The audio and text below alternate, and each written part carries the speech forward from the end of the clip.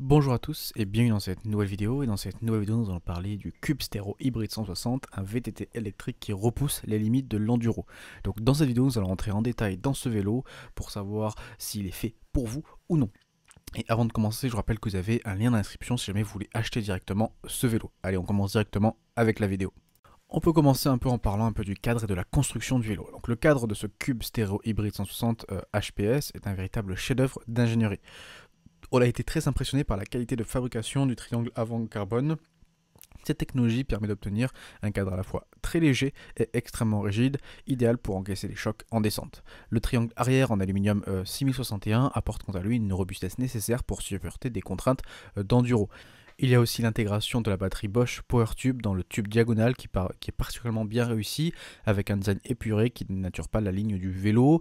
On est sur un poids total de 23,9 kg. Ce Cube Stéréo Hybride 60 se positionne parmi les vélos électriques les plus légers de sa catégorie, un atout non négligeable pour la maniabilité et le franchissement d'obstacles. Petit point un peu pour parler motorisation et batterie. Donc au cœur de ce VTT électrique, on retrouve le fameux moteur Bosch Performance CX de 4ème génération avec 85 Nm de couple et une assistance de jusqu'à 250 watts. C'est une vraie bête de course. On a particulièrement apprécié la réactivité du moteur en mode turbo qui permet de franchir les passages les plus techniques sans aucun effort. Il y a une batterie Bosch PowerTube de 625 watts qui offre une autonomie impressionnante. Lors de nos tests, on a pu enchaîner plus de 80 km de dénivelé avec du dénivelé plutôt sans tomber en rade. Un vrai plus pour les longues sorties en montagne. Et pour les plus gourmands, il est même possible d'opter pour une batterie 750 watts. Il y a aussi un système Bosch Kiox avec un écran couleur qui permet de contrôler précisément l'assistance et les données de la route. Son positionnement au centre du guidon est ergonomique et facilite la lecture en roulant. Petit point un peu les composants un peu haute technique, on est sur les suspensions et les amortisseurs. Donc les suspensions de ce Cube Stéréo Hybride 160 sont dignes des meilleurs VTT d'enduro. À l'avant, la fourche Fox 36 Float Grip offre 170 mètres de débattement, idéal pour absorber les gros chocs en descente. On a particulièrement apprécié sa rigidité et sa progressivité sur les passages rocheux. À l'arrière, on est sur un amortisseur Fox DPX2 Evol avec 160 mètres de débattement qui fait des merveilles. Le système de suspension en fait un point pivot virtuel, permet une excellente absorption des chocs tout en limitant le pompage au pédalage. Il y a des multiples réglages aussi qui sont disponibles sur la fourche et l'amortisseur pour permettre d'adapter finement le comportement du vélo en fonction du terrain et du style de pilotage, un vrai plus pour des riders exigeants. En termes de roues et de pneus, ce Cube Stéréo Hybride 160 équipé de roues Fulcrum e-metal 700 de 27,5 pouces avec une largeur interne de 30 mm. Elle offre une excellente support aux pneus larges typiques de l'enduro. On a particulièrement apprécié la rigidité latérale qui améliore la précision dans les virages. Côté pneumatique, Cube a fait le choix de la performance avec des Schwalbe Magic Mary à l'avant et Hanf Duff à l'arrière. Cette combinaison offre une adhérence exceptionnelle sur tout type de terrain, que ce soit en montée technique ou en descente engagée. Le montage tubeless ready permet de rouler à basse pression pour plus de grip et de confort. Côté transmission et frein, on est sur une transmission SRAM NX Eagle 1x12 vitesses qui est un excellent choix pour ce type de vélo. Avec sa cassette 10-50 dents, elle offre une plage de développement très large, idéale pour alterner les montées et raides et les descentes rapides. Le passage de vitesse est précis et un guide de chaîne intégré évite efficacement les déraillements en terrain accidenté. Il y a des freins Makura MT7 à 4 pistons qui sont tout simplement exceptionnels avec leur disque de 203 mm à l'avant et à l'arrière, et il offre une puissance de freinage phénoménale même dans les descentes les plus engagées. La modulation est excellente et permet un dosage précis de la puissance de freinage. Petit point un peu sur le confort et l'ergonomie du vélo. Malgré une orientation enduro, ce Cube reste confortable sur les longues sorties. Et la selle est bien adaptée à ce type d'utilisation et le poste de pilotage est réglable et peut s'adapter à tous les gabarits. Il y a une tige télescopique, tige de selle télescopique qui est un vrai plus pour adapter rapidement la hauteur de selle entre la montée et les descentes.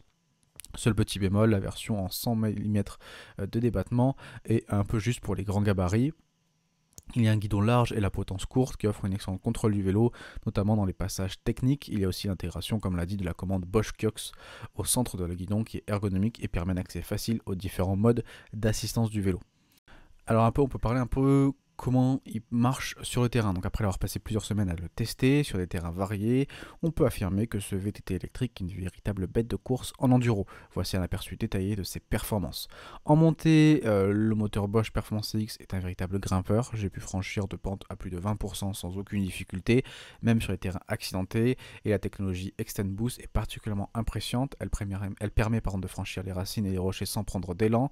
Elle offre un coup de boost instantané pour relancer après un passage technique et elle aide à maintenir la trajectoire dans les épingles serrées.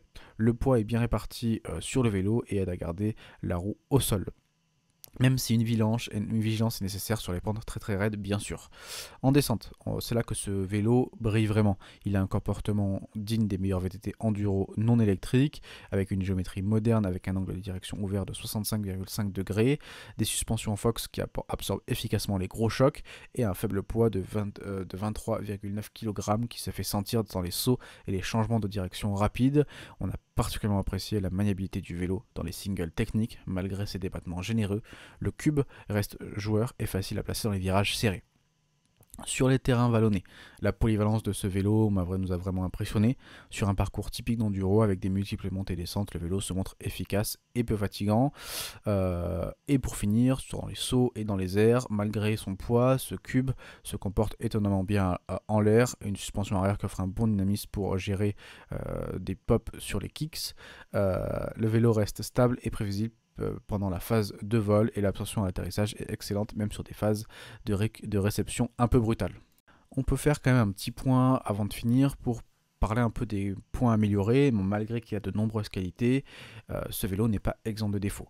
Par exemple, les manivelles peuvent parfois frotter le sol dans les passages techniques. Un bon réglage de suspension ou l'utilisation de pneus plus larges peut résoudre ce problème.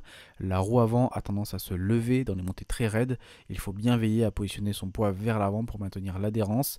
Et la tige de selle télescopique en 100 mm est un peu courte pour les grands gabarits. Une option en 125 mm serait appréciable. Et pour finir, la position de la prise de recharge de la batterie n'est pas idéale et peut gêner lors de la recharge. On arrive au terme de cette vidéo pour adresser un petit verdict final. Donc ce Cube Stéréo Hybride 160 est incontestablement l'un des meilleurs VTT électriques enduro du marché. Ses performances en montée comme en descente sont exceptionnelles et sa polyvalence lui permet de s'adapter à tout type de terrain. Avec un excellent rapport qualité-prix, il se positionne comme une alternative sérieuse aux modèles haut de gamme comme des Scott ou des Highback. Si vous recherchez un VTT électrique capable de vous repousser vos limites enduro, ce Cube Stéréo Hybride 160 est peut-être fait pour vous. Donc si cette vidéo vous intéresse, n'hésitez pas à la liker et à vous abonner. Et nous on se retrouve très vite pour une prochaine vidéo. Ciao ciao.